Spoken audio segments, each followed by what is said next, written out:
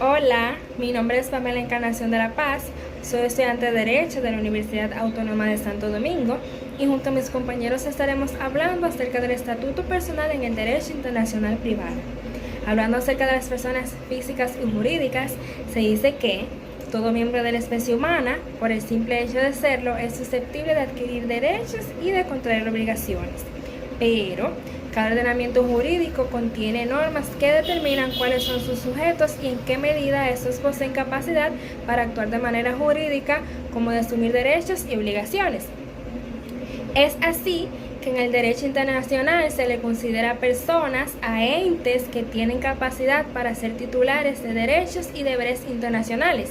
Entonces, persona física es aquel susceptible de poseer nacionalidad y persona jurídica es aquel que existe y tiene responsabilidades propias distintas a las de sus miembros o fundadores, y se le califica de esta manera según la ley del lugar de su constitución. Se considera como un vínculo al ligar a un individuo con una determinada organización política estatal, la cual determina la pertenencia jurídica de una persona a la población de un estado. Dentro de este vínculo hay dos partes. La primera es la organización política estatal y la segunda es la persona física o jurídica. En cuanto al régimen, los Estados miembros de la OEA acordaron la Convención Interamericana sobre el régimen legal de poderes para ser utilizados en el extranjero, con el fin de establecer un marco común sobre cómo debe de reconocerse y aplicarse dichos poderes en el ámbito internacional. Sin nada más que añadir, los dejo con mis compañeros. Mi nombre es Aricel López y hoy les voy a hablar sobre la personalidad en el ámbito jurídico. Cuando hablamos de personalidad en el derecho nos referimos a la capacidad que tiene un individuo o una entidad para ser titular de derechos y deberes dentro del ordenamiento jurídico. La personalidad es algo esencial porque sin ella nadie podría participar en la vida jurídica. Por ejemplo, no podríamos firmar contratos, ser propietarios de bienes o responder ante un tribunal. En el derecho se reconocen dos tipos de personalidad: la persona física, que somos todos los seres humanos, y la persona jurídica, que son aquellas organizaciones creadas conforme a la ley, como empresas, asociaciones, fundaciones o instituciones públicas. En el caso de la persona física, la personalidad jurídica comienza desde el nacimiento, con vida, y termina desde la muerte. Desde ese momento, el ser humano es reconocido como sujeto de derechos. Por ejemplo, un niño recién nacido ya tiene el derecho a un nombre, a una nacionalidad y a ser protegido por la ley, mientras que la persona jurídica adquiere su personalidad a partir del acto de constitución legal, es decir, desde que se cumplen los requisitos establecidos por la ley para su creación, y pierde esa personalidad cuando se disuelve o deja de existir legalmente. En la vida cotidiana vemos la personalidad jurídica en acción todo el tiempo. Cuando una persona abre una cuenta bancaria, cuando una empresa firma un contrato o cuando una fundación recibe una donación. Todo esto es posible gracias al reconocimiento de la personalidad ante la ley. En conclusión, la personalidad jurídica es la base sobre la cual el derecho reconoce cada individuo o institución como sujeto de derechos y obligaciones. Sin ella no habría justicia ni orden en la sociedad, porque el derecho necesita saber quién puede actuar, reclamar o responder dentro del sistema legal.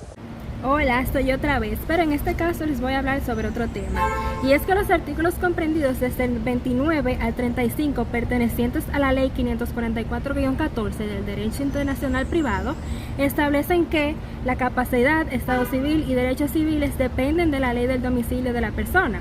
En cambio, de domicilio no afecta derechos ni capacidades adquiridas. Los derechos de la personalidad, los nombres y apellidos y las declaraciones de nacimiento, desaparición o fallecimiento también regulan según la ley del domicilio o la ley de nuestro país, según el caso. Es así que hablamos sobre el principio y el fin de la personalidad. Ahora sí, sin nada más que añadir, que sigue el video. Reciban un cordial saludo de parte de su compañero Brian Smith Lavata Pérez, el cual le estará hablando del tema principios y fin de la extensión de la persona. ¿Qué podemos decir de este tema? Bueno, jurídicamente hablando, es el sujeto de derechos y obligaciones, es decir, toda aquella persona capaz de tener derechos y contraer obligaciones para fines legales. El Código Civil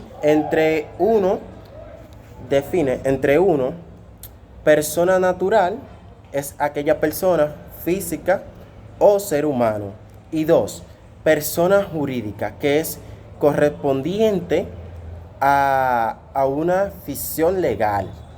Según se establece en el artículo 34, que se podría decir que según de donde proviene tu nombre y tu apellido, esas serían las leyes aplicables hacia tu persona. Por ejemplo, si eres Juan de las Matas, tu nombre que proviene de Juan y Mata, si eres de las Matas y en las Matas se aplican unas leyes, esas leyes serán aplicables a ti, no importa el lugar donde te encuentres. Bueno, dejando aquí este tema, le pasaré a mi siguiente compañera para que continúe la exposición. Mi nombre es Fátima María Peralta Polanco. Le voy a hablar de la capacidad y el domicilio. Capacidad, estado civil y de derechos de la personalidad, artículo 31 al 35.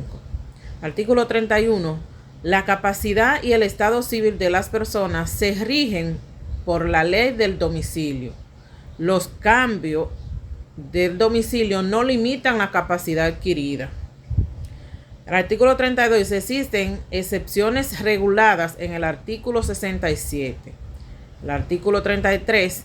Los derechos de la personalidad, existencia y contenido se rigen por la ley del domicilio.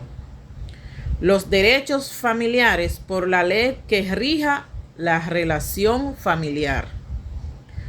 El artículo 34 dice: los nombres y apellidos se rigen por la ley del domicilio al nacer. El artículo 35, la declaración de desaparición y fallecimiento se rigen por la ley del domicilio previo a la desaparición. Domicilio y residencia. Domicilio, lugar del principal establecimiento o actividades, centro de vida jurídica y económica. Residencia, lugar donde la personalidad habita, distinto al domicilio. Tratados de Montevideo, 1889-1940. Busca soluciones uniformes a conflictos de leyes en materia civil. Saludos, mi nombre es Orisvania Núñez y le estaré hablando sobre convenciones y tratados sobre el domicilio de las personas físicas y jurídicas. Esto es muy importante porque nos va a decir qué ley y cuál es el juez competente para resolver estos conflictos internacionales. En la persona física, el domicilio es el lugar donde la persona tiene residencia habitual sin intención de irse, o sea, con la intención de permanecer. Y en las personas jurídicas, como las empresas, asociaciones, etcétera, es el lugar donde fueron constituidas o donde fueron registradas, o también puede ser el lugar donde están operando o la sede principal. La empresa puede tener doble domicilio, que es el legal y el afectivo. Los principales tratados que estaremos viendo son el Tratado de Montevideo de 1889 a 1940. En América Latina, las personas físicas tienen su domicilio en su lugar de residencia habitual, y las personas jurídicas el lugar donde fueron constituidas o en su sede principal. Tenemos el Código de Bustamante, que fue adoptado en La Habana y reafirma el domicilio como la residencia habitual de las personas, y las personas jurídicas el domicilio es su sede estatutaria, aunque también se reconoce la sede administrativa. Las convenciones interamericanas, que no regulan solo el domicilio, pero se usan como criterio de conexión. Las convenciones del Haya, que son internacionales y europeas, se usan más el concepto de residencia habitual, que es muy parecido al de domicilio. En conclusión, el domicilio es la clave para el derecho internacional privado porque fija la jurisdicción de la ley aplicable. Los tratados de Montevideo y el Código de Bustamante dieron las primeras reglas en Latinoamérica, y las convenciones del Haya y la interamericana nos dan un concepto mucho más moderno sobre la residencia habitual.